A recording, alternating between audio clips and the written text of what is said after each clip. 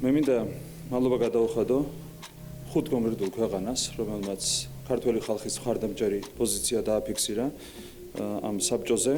ეს არის როგორც მოგეხსენებათ უნგრეთი, სლოვაკეთი, იტალია, ესპანეთი და რუმინეთი. ირაკლი კობახიძე ტყუილში ამხილებული არალეგიტიმური პრემიერის მცდელობა, რომ საზოგადოებას შეცდომაში შეეყვანა და ცრუ ინფორმაცია გაევრცელებინა, უშედეგო აღმოჩნდა. მიუხედავად იმისა, რომ ქართულმა ოცნებამ კარგად იცის ევროკავშირის წევრი ქვეყნების განწყობები და ისიც, რომ ოლიგარქის გუნდი არავისთვის სასურველი პარტნიორი აღარ არის, კობახიძემ მაინც იცრუა, რასაც მალევე მოჰყვა ჯერ რუმინეთის საგარეო უწყების პასუხი. ძალიან იმედგაცრუებული ვართ ევროკავშირის დონეზე შიდა დისკუსიების მცდარად წარმოდგენის გადაწყვეტილების გამო. ამ შესაძლებლობას ვიყენებთ, რათა გავიმეოროთ ჩვენი ძლიერი შეშფოთება საქართველოს მთავრობის ევროკავშირში გაწევრიანების მოლაპარაკებების შეჩერების შესახებ გადაწყვეტილებაზე და ქართველების ლეგიტიმური პროტესტის ძალადობრივად ჩახშობაზე. რუმინეთის შემდეგ კი ესპანეთისა და იტალიის საგარეო საქმეთა სამინისტროების განცხადებები, რომელშიც კიდევ ერთხელ დაადასტურეს, რომ ოცნების მაღალჩინოსნების სანქცირებას მხარს ღიად უჭერენ. საქართველოს მთავრობის მტკიცება თითქოს ესპანეთმა გუშინდელ საგარეო საქმეთა საბჭოში გარკვეული პოზიცია დაიკავა, არ შეესაბამება სინამდვილეს. მინისტრ ალვარესის განცხადებები ამ მხრივ ცალსახა იყო. ესპანეთმა ევროკავშირის წევრი სახელმწიფოების უმრავლესობასთან ერთად მხარი დაუჭირა სანქციების მიღებას და ცალსახად დაგმო მოქალაქეთა მანიფესტაციების ძალოვანი სტრუქტურების მიერ ჩახშობა. საქართველოში არსებული სიტუაციის შესახებ საგარეო საქმეთა საბჭოს დისკუსიის დროს იტალიამ კიდევ ერთხელ გამოხატა ძალადობის ნებისმიერ ფორმაზე კატეგორიული დაგმობის პოზიცია, რაც ბოლო კვირების განმავლობაში ქვეყანაში დაფიქსირდა. ამასთან იტალიამ მხარი დაუჭირა კაია კალასის მიერ შეთავაზებულ ზომებს, მათ შორის სანქციების წინადადებას.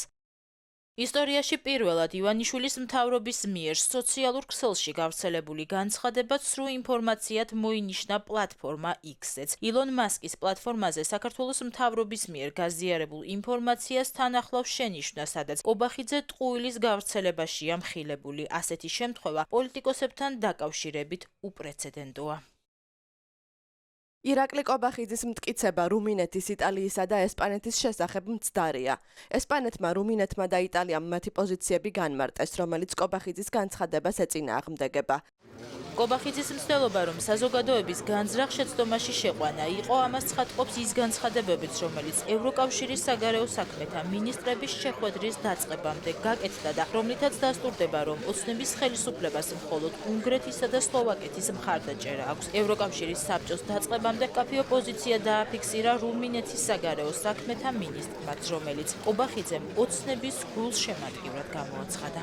ჩვენ ძალიან მწუხართ ბოლოდროინდელ მოვლენებზე, რომელიც მოყვა ქართული ოცნების გადაწყვეტილებას გადადოს ევროკავშირში გაწევრიანების მოლაპარაკებები 2028 წლამდე. რაც შეეხება გაერთიანების პასუხს, ყველა ზომა უნდა იყოს მიზანმიმართული, რათა შედეგები არ შეეხოს საქართველოს მოსახლეობას, რომელიც მხარს უჭერს ევროკავშირში გაწევრიანებას.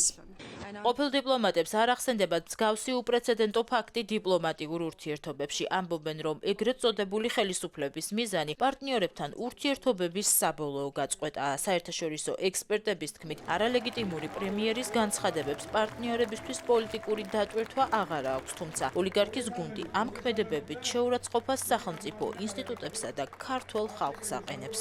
მათ არამხოლოდ უარყვეს და თავისი პოზიცია დააფიქსირეს კიდევ ერთხელ საქართველოსთან მიმართებაში, რომელიც ისეც ცნობილი იყო, არამედ თქვეს, რომ ეს ადამიანი დეზინფორმაციას ავრცელებს.